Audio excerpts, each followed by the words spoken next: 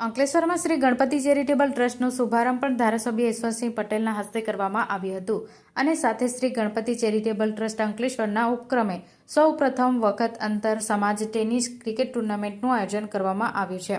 Ankleshwar Umarwada road ઉપર આવેલા Burhani cricket ground ખાતે આજરોજ ટુર્નામેન્ટ પ્રારંભ ટોસ ઉછાળી દીપ પ્રગટ્ય કરી ધારાસભ્ય ઈશ્વરસિંહ પટેલના હસ્તે કરવામાં આવ્યું હતું।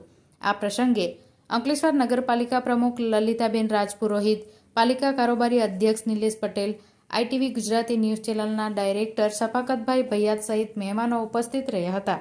સંસ્થા પ્રતિક કશ્યાત, સુરેશ પટેલ, કેયુર રાણા સહિત સભ્યો દ્વારા પ્રથમ વખત યોજવામાં આવી રહેલા ટુર્નામેન્ટમાં 8 ટીમે ભાગ લઈ રહી છે, જેમાં રોહિત સમાજ, રાણા સમાજ, કાછિયા પટેલ સમાજ, કશ્યાત સમાજ, સુરતી સમાજ, આદિવાસી સમાજ, કોરી સમાજ અને મોચી સમાજની ટીમોએ ભાગ લીધો હતો અને સાથે તમામ સમાજના પ્રમુખ તથા અગ્રણીઓએ ઉપસ્થિત રહ્યા હતા।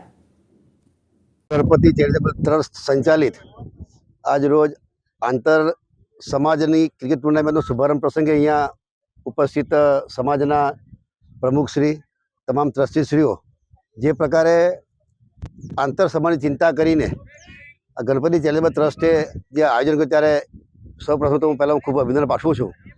જે રીતે ગ્રાઉન્ડ ઉપર રમતગમત રમવાના કારણે એક શારીરિક પર આપણને ફાયદો થતો હોય છે। આપણે જોઈએ છે કે શારીરિક સ્વસ્થતા માટે યોગ કરતા હોય છે, રમત રમતા હોય છે। ત્યારે આજે અહીંયા જે 8 જેટલી ટીમો આજે અહીંયા ભાગ લઈ રહી છે ત્યારે તમામ ટીમોને હું ખૂબ શુભેચ્છા પાઠવું છું। હાર જીત તો સિક્કાની બે બાજુ છે, એ આજે હાર તો કાલે જીત।